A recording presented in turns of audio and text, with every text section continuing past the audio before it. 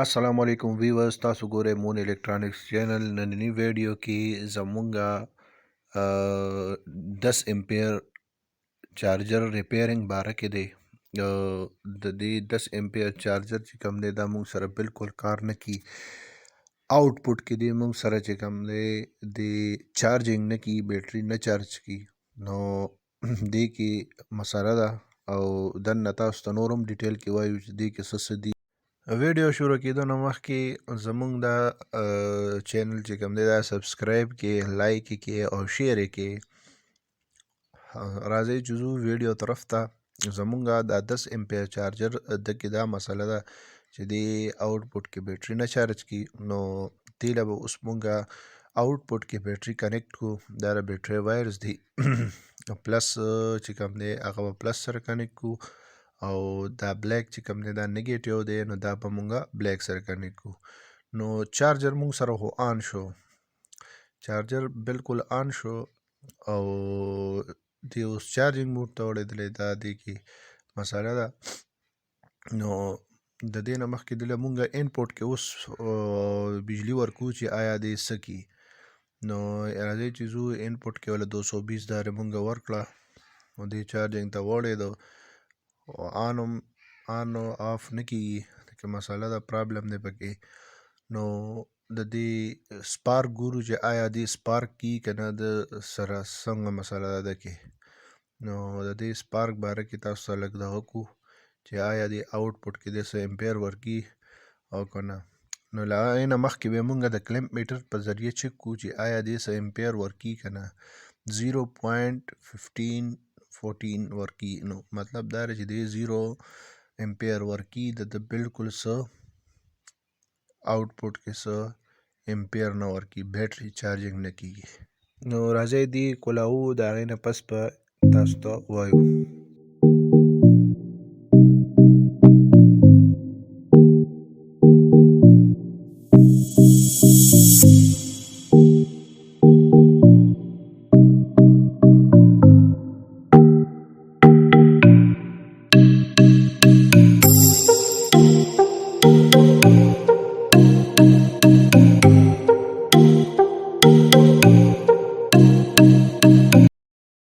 نو ویورز مونږ دا چارجر کولاو کو. دلته کې مونږ سره دا پازیټیو ټرمینل چې کوم دی دا کټ شوی دی، د ټانکه وتره د دې برج نه د دې کټینګ شوی دی. نو د دې ټانکه به ولګو. دا بس زمونږه مسله حل شوه، دې کې څه پرابلم نشته. نورې کنیکشن نور هر څه په خپل ځای باندې بالکل ټیک دي. صرف او صرف دا چې کوم دی د دې کنیکشن به وکړو او انشاءالله چې زمونږ دا مسله به حل شي او آوټپوټ ته به بیا بیټري چارجنګ سټارټ شي. نو مونږ به کاویه ګرمه کو او د کاویې په مدد باندې به د دې کنیکشن وکړو او د دې کنیکشن نه پس به مونږ دا چک کو چې آیا بل زمونږ دا فالټ چې کوم دی دا کلیر شو او که نه دی کې هم اوس هم څه مسله شته. امید دی چې زمونږ دا مسله به بالکل حل شوې وي، ځکه چې بس دې کې نور څه فالټ نه ښکاري. نو صرف د دې پازیټیو ټرمینل چې کوم دی هغه ډسکنیکټ شوی د برج نه. نو د هغې د وجې مونږ سره چې کوم دی آوټپوټ کې د دې بالکل امپیر نه شو کېدو او نه سپارک کېدو. نو د دې جینټ چې مونږ ولګو د هغې نه پس به چک کو چې آیا زمونږه مسله حل شوه او که نه اوس پکې هم څه مسله شته.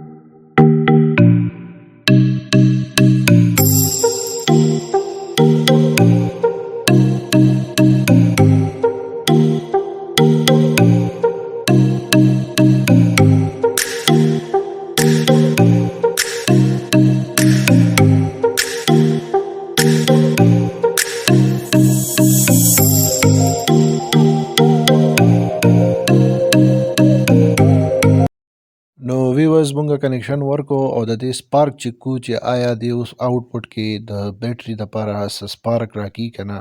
تاسو وګورئ بالکل زمونږ دا چارجر بالکل ټیک شو او د دې هغه مسله حل شوه. د به بیټري چې کوم دی هغه آوټپوټ کې اوس چارج کوي. زمونږ دا فالټ بالکل کلیر شو. دا یونیورسل چارجرز دي. د یونیورسل چارجرز او چاینا چارجرز کې ډېر غټ فرق دی.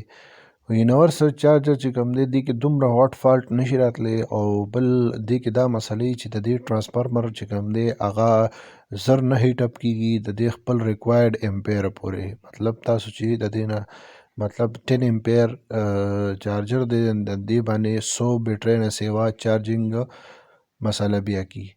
او بل چې دې باندې تاسو مطلب ډایرک لګوئ نو هم لګولی شئ. دې کې څه مسله نشي راتلی. چاینا یو پی ایس کې مسله زیات تر راشي او هغه زر خراب شي نو بیا هغه ریپیرینګ کې بار بار مسله کی. دې سره زمونږ چارجر ټیک شو او بالکل اوکې دی. بله ویډیو کې به ملاویږو. د الله په امان.